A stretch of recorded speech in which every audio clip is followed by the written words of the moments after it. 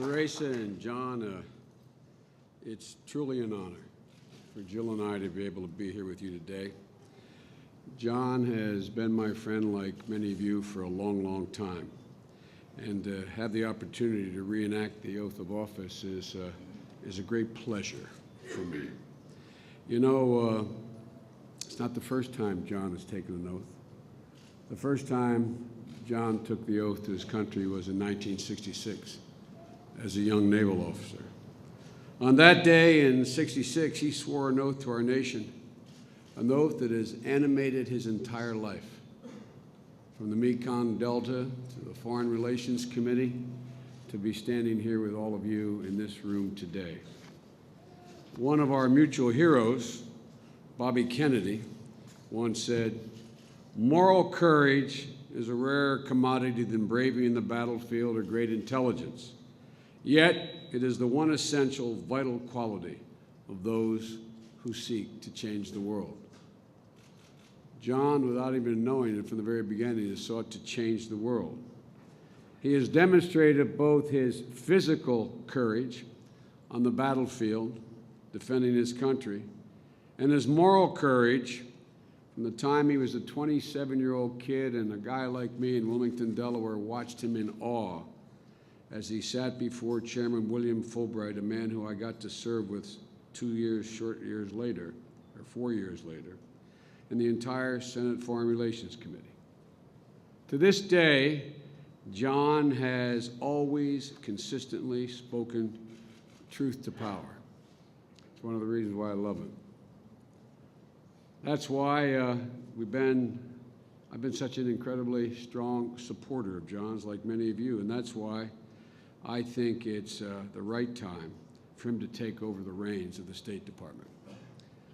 An increasingly complex world that we find ourselves in requires American leadership and a leadership that has never been more important than now. We're in the process of turning the page on more than a decade of conflict, commencing with September 11th, 2001 attack on America. We, with John's help as the chairman of the Foreign Relations Committee, we ended the war in Iraq responsibly. I might add Dick Lugar as well. We responsibly are drawing down on Afghanistan, and by the end of next year, the transition to Afghan responsibility will be complete.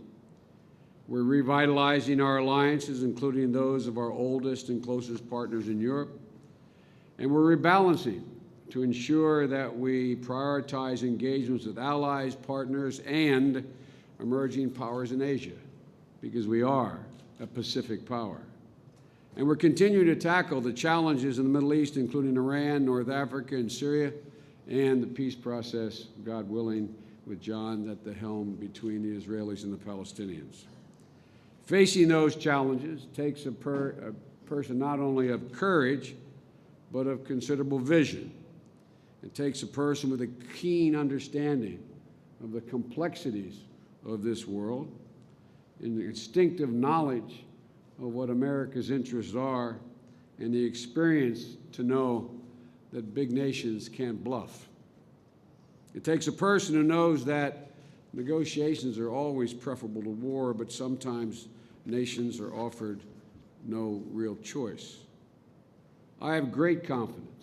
And as some of you know, I've been pushing this for a long time. I have great confidence in that John, working with our new Secretary of Defense to occur shortly, with our CIA Director, our DNI, I'm absolute confidence that John will do something in the 8 presidents I've worked with I think is the single most important thing a man or woman can do when invited into the Oval Office. Give the president his unvarnished opinion of what he thinks is the course of action that should be taken. Unvarnished recommendations based on, in John's case, a clear understanding of where America's interests lie. John and I have been friends since 1972. He was running for Congress, I was running for the Senate, and a mutual friend, someone we both admire incredibly. You see him out here, John Martilla, was managing essentially both of our campaigns. I'm reminded of this, John. And John Kerry, to this day, insists that the reason I won in '72 and he lost was because John Martilla spent more time in my campaign. Well, that's absolutely true. But the reason is he was absolutely convinced I needed considerably more help than John needed. John Martilla remained a lifelong friend of both of us because he has absolute integrity. To this day, I think that John Kerry and I both understand that the single most important commodity you bring into public life is your integrity, your word, your honor. And I know few men and women that I've ever worked with have more integrity, more honor than my friend, the soon-to-be Secretary of State. When I say friend, I mean friend. We use that word awfully lightly in Washington, but John is my friend. I have one great regret.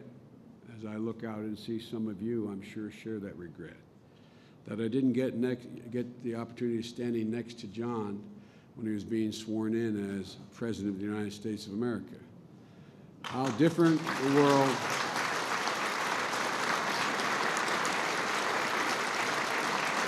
In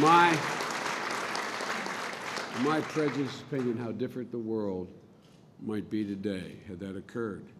And who in the hell knows, maybe 10, 12 years ago, I would have been standing where John is.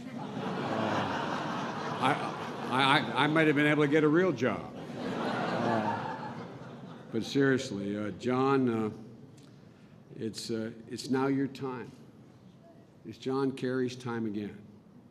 And this moment in, as I said, in the history of our country and the management of our foreign policy, I can honestly think of no man or woman whose hands I'd rather that responsibility be in than John Kerry.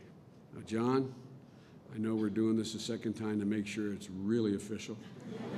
But what I'd like to do, if you'd come forward, and I guess as Teresa, is there a Bible? And Teresa is going to hold the Bible. I'd like to ceremonially swear you in with your family standing beside you, including your grandson. If you place your hand on the Bible, raise your right hand and repeat after me. I state your name. I, John F. Kerry, Do solemnly swear solemnly swear that I will support and defend the Constitution of the United States that I will support and defend the Constitution of the United States against all enemies, foreign and domestic, against all enemies, foreign and domestic, that I bear true faith and allegiance to the same, that I bear true faith and allegiance to the same, that I take this obligation freely, that I take this obligation freely, without any mental reservation or purpose of evasion, without any mental reservation or purpose of evasion, and that I will well and faithfully discharge and that I will well and faithfully discharge the duties of the office on which I'm about to enter. the duties of the office on which I am about to enter. So help me God. So help me God. My friend, I'm happy for you. I'm happy for us. I'm happy for us. Thank you.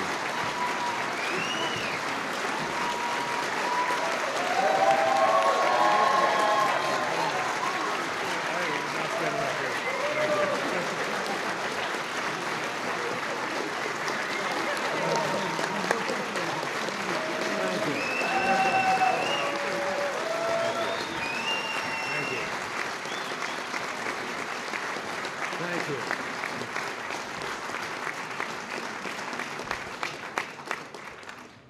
Mr. Vice President, thank you for unbelievably generous, warm oath of office and your comments before them. I want to share with all of you that as a recovering politician,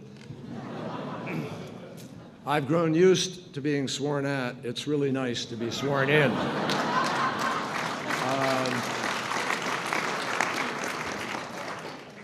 I will say more about the Vice President in a moment, but I want to say thank you to my colleagues from the Senate, past and present, who are here today. I am so honored by their presence. Senator Lugar, who was my chairman and ranking member for so long, and kept that committee rolling. Thank you, sir, for your service and all you've done.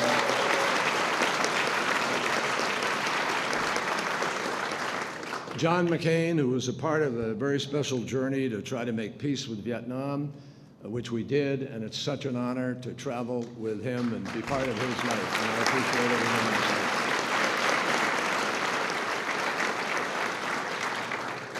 And Tom Harkin and John Breaux, Barbara Boxer, Max Cleland, my brother-in-arms who's traveled with me in many parts of this journey, Bob Corker, Sheldon Whitehouse, Gene Shaheen, Chris Coons, Rob Portman, who I've grown to really get to know pretty well in the Senate, and he's a man who dares to cross the aisle and make things happen. I'm grateful for that.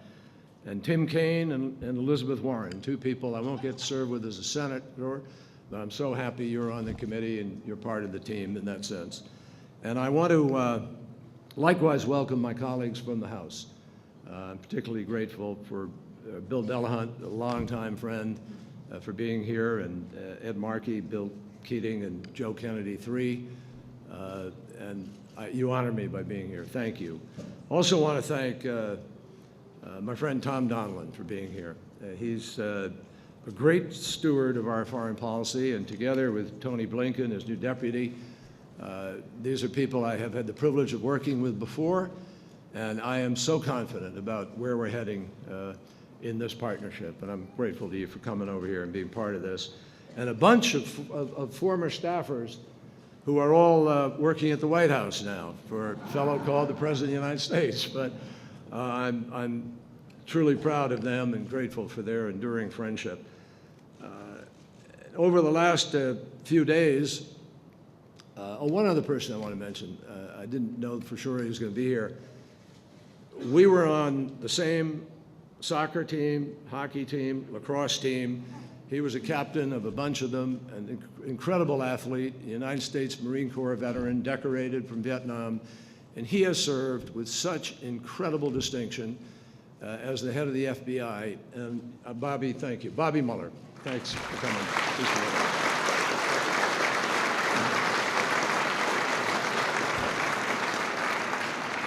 He used to kick my butt in all three sports. Over the last few days, I've had the privilege of meeting with a number of Thomas Jefferson's successors. Secretary Clinton, who has been so generous in welcoming me here and helping to create a seamless transition. Secretary Rice, Secretary Powell, Secretary Baker, who visited with me here yesterday, Secretary Schultz, who I had a great luncheon with on Saturday, and Secretary Kissinger, who has spent a number of hours with me and who wrote a note today. He's away out of country, but I'm delighted to have their counsel, and I've learned quickly how available and ready they all are to help to continue to steer the ship of state. It's a wonderful thing about this particular office and this place.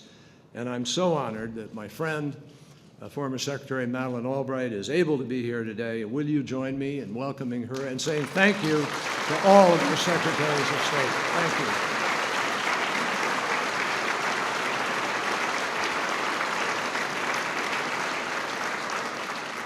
Thank you.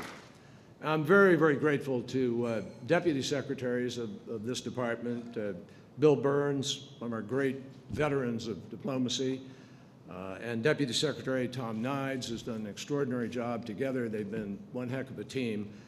And I want to thank them for their warm welcome to this department, their wise counsel, and I thank the many undersecretaries and assistant secretaries who are here and who've been part of my early meetings. I think we've had 3 days now of some terrific meetings, and I want you to know I consider myself lucky to be on your team. Thank you for all that you do.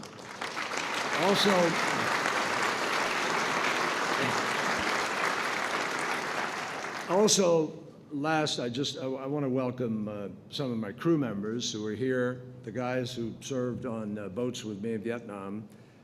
These are men who lived and know the truth of our service, and they honor me today with their presence just as they did with their patriotism 4 decades ago. I'm grateful, wherever they are.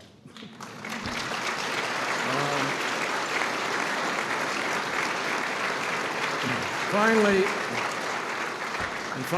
I want to thank my family. They have been the enduring supporters of the extraordinary journey.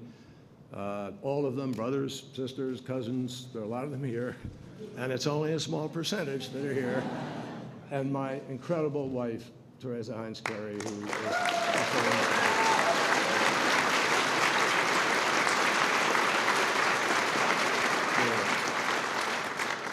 Now, I said the other day in the hearings a few weeks ago, I said that my approach to the role of Secretary of State would be deeply informed by my 28 years plus that I spent on the Senate Foreign Relations Committee, the only committee that I was on from the day I got to the Senate till the day I left.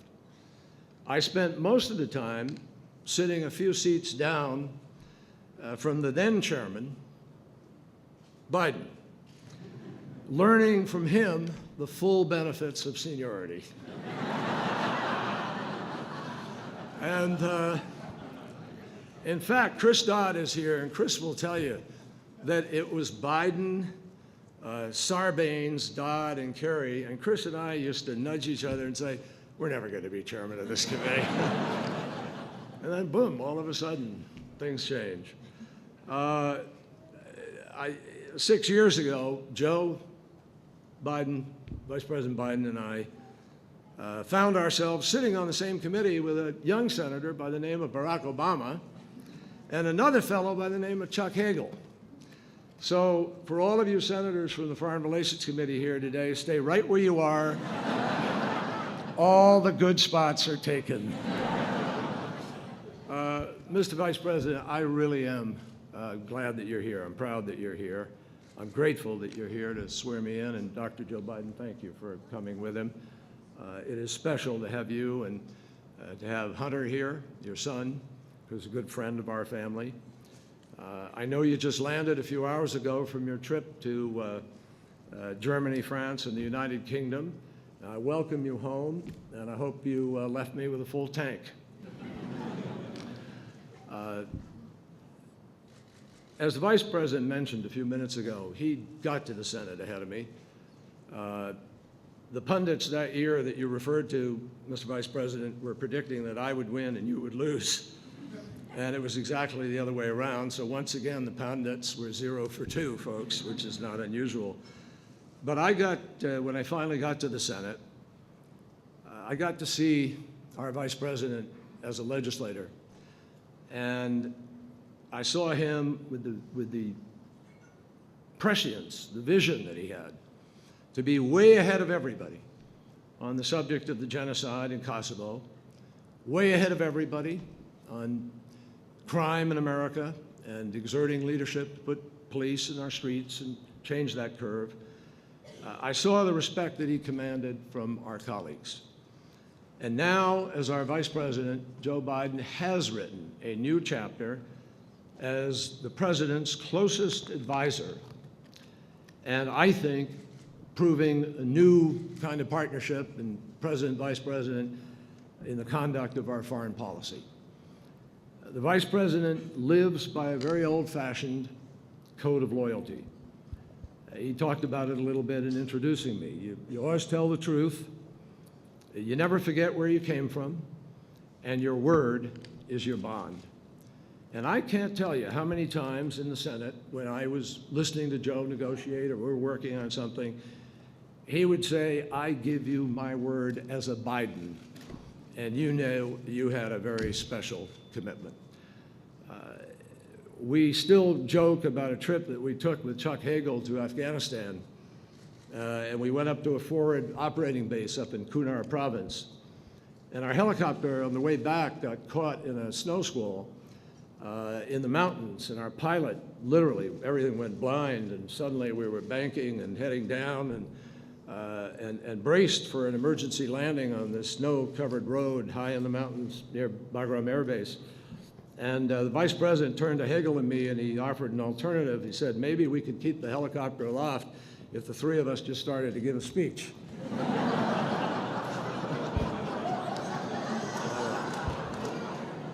So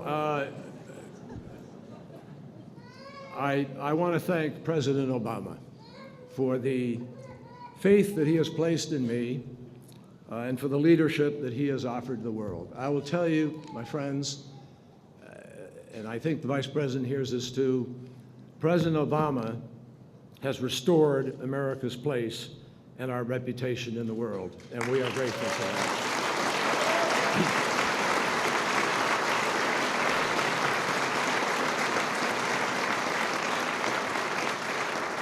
I want to thank Secretary Clinton for the unbelievably high standard of energy, commitment, vision that she set in her terrific stewardship of the State Department. I am proud, not only as her successor, but as a citizen, to have been represented by her, as I think all of you are, in the way that she traveled the world and carried America's banner. We thank her for a job superbly done.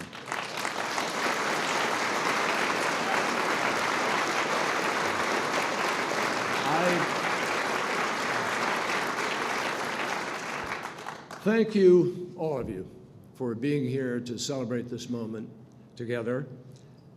I thank you for your faith and your friendship, for being part of this incredible gathering in this magnificent room named for Ben Franklin, who incidentally was not only the father of the American Foreign Service, but he was America's greatest expert on electricity, and they could have used him at the Super Bowl last weekend. But a serious note, this room, I think Secretary Albright was saying to me in the room back there before we came out, how you sort of approach this building and you have no idea. It's a 1950s kind of block building, and you come into this unbelievable room and these diplomatic surroundings. This room and the treasures that decorate it are a tribute to the names and the legacies that are embedded in our national memory. We stand here surrounded by the letters penned by Franklin's hand, the architect table on which our first Secretary of State, Thomas Jefferson, drafted the blueprints of a democracy, the antique silver shaped for John Adams by his Massachusetts neighbor, Paul Revere. These statesmen did not know their experiment would succeed, but they were the kind of people who took risks. And ultimately, their creativity and their courage, their persistence, left the world vastly different and far better than they found it. That is the work that we continue here today, to keep the promise of our democracy for the next generation and for all the world. In quiet corners of the globe, from Tahrir Square to South Sudan, where people aspire to be what we are, to be free and to shape their own futures. And in the work that is our cause, we must always remember from our own national experience that hard work is required to realize freedom. And as we rededicate ourselves to that purpose for our own nation and our neighbors, it's important that we remember that. It's well known that my experience in war shaped my understanding of the human costs of failed diplomacy and the cost of conflict itself. Vice President and Dr. Biden know the cost in a personal way because they have focused on military families and spent an enormous amount of time reaching out to them.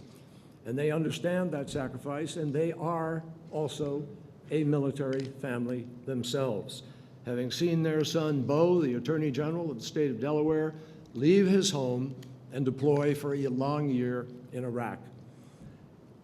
Moreover, at Dover Air Force Base in the state, the Vice President represented for 36 years. When our fallen come home, we are all further reminded of what it means to be a nation at war.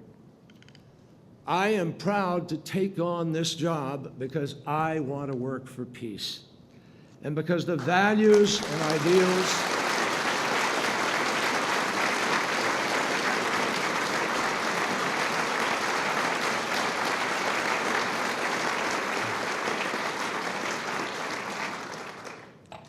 and the ideals of our nation are really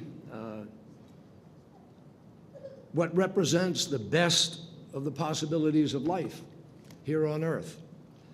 But I make clear today to those listening, while my preference is for a peaceful resolution to conflict, my journey has also taught me that when remedies are exhausted, we must be prepared to defend our cause and do what is necessary to stand up to extremism, terrorism, chaos, and evil, and we will continue to do so.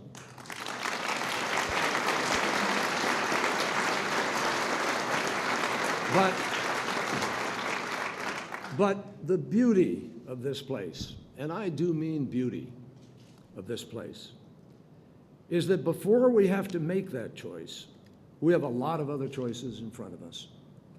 We can help people to help themselves. We can protect children, as we did in Africa, where PEPFAR has saved millions of lives. We can keep students learning even after an earthquake destroys their schools, as we did in Pakistan. We can help young girls pursue their dreams of education, as we did in Afghanistan and other places in the world. That is what the Department of State can do. Today,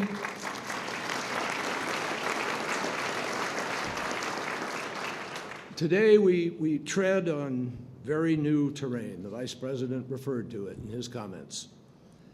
We're in a world of unparalleled technology, unprecedented growth in the number of young people, of unleashed sectarian strife and religious extremism.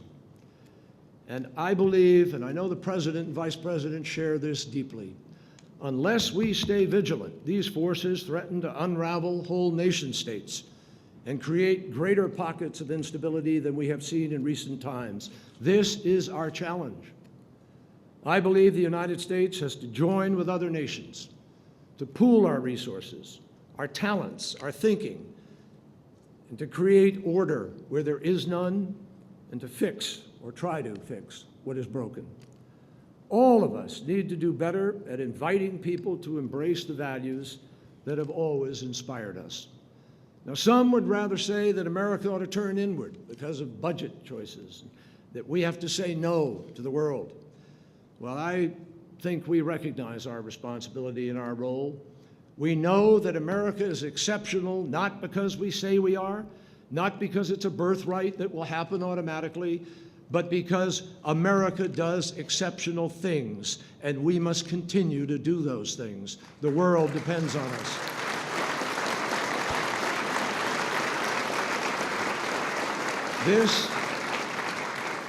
This is not a time for America to retreat. This is a time for us to continue to lead. Even in changing times, our constant will continue to be the character of the loyal men and women of the Civil Service, the Foreign Service, USAID, the Marines, the men and women of the Diplomatic Security Service who stand guard, and the locally engaged staff in many parts of the world, all of whom are America's extraordinary diplomatic team. I am as honored by their confidence as I am humbled by their company and by our journey ahead. We are all honored today here by the legacy of the names that mark each of these rooms. Franklin, Jefferson, Madison, Monroe, John Quincy Adams, and three of our founders, Franklin, Jefferson, and John Adams, whose effects, as I mentioned, are preserved here at the State Department, were charged on July 4th, 1776, by the Continental Congress with devising an emblem for our newly minted nation. 6 years later, our nation adopted the Great Seal. And ever since then, it has been in the custody of the Department of State. It literally watches over us today, guarding us from above this room right there. That's the seal. And this room is named for Harry Truman. It was Truman who turned the eagle's head away from the arrows of war and towards the olive branches that are firmly gripped in one of the claws. As the historian David McCullough wrote, Truman meant the shift in the eagle's gaze to be seen as symbolic of a nation both on the march and dedicated to peace. So my friends, today, as I take this symbolic oath of office to publicly reinforce the private one I took last Friday. I say to the Vice President, to my family, to my friends, to my colleagues, old and new, we are still marching forward. We still believe in peace. Even as the ground beneath us shifts, we know how to find our way, and we will do so with firm footing. And in the end, our imprint on the world is one that we alone can still seal for ourselves. Let's get to work. Thank you.